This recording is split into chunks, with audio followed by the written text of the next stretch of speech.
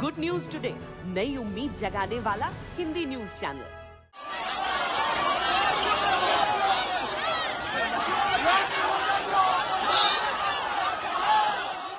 अफगानिस्तान में तालिबान ने धीरे धीरे अपना असली चेहरा दिखाना शुरू कर दिया है।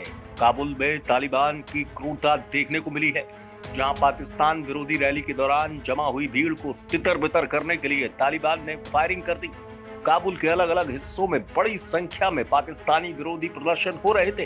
इन प्रदर्शनों को रोकने के लिए तालिबान की तरफ से फायरिंग की गई।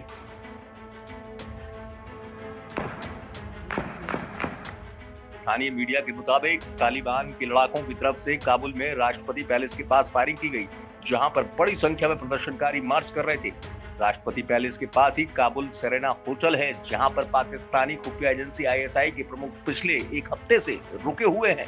तालिबान ने उन पत्रकारों और कैमरामैन को भी गिरफ्तार कर लिया जो इस प्रदर्शन को कवर कर रहे थे। अफगानिस्तान में बीते 1-2 दिनों से लगातार पाकिस्तान के खिलाफ प्रदर्शन हो रहा था। अफगान नागरिक पाकिस्तान की तरफ पंजशीर में किए गए हमले का विरोध कर रहे हैं। हालांकि इस प्रदर्शन को रोकने के लिए तालिबान की तरफ से की गई फायरिंग में किसी के हताहत होने की खबर नहीं है, लेकिन इस तरह की फायरिंग से तालिबान का असली चेहरा सामने आ रहा है। फायरिंग के दौरान किसी की भी जान जा सकती थी। अब आपको बताते हैं कि आखिर अफगानिस्तान में पाकिस्तान विरोधी प्रदर्शन क्यों हो रहे हैं। दरअसल अफगानिस्तान के प्रांत पंजशीर में पाकिस्तानी वायुसेना द्वारा नॉर्दर्न अलायंस के ठिकानों पर ड्रोन से हमले किए गए थे, जिससे तालिबान को फायदा हुआ था। इसी के बाद अफगानिस्तान के नागरिकों का पाकिस्तान के खिलाफ गुस्सा फूट रहा है।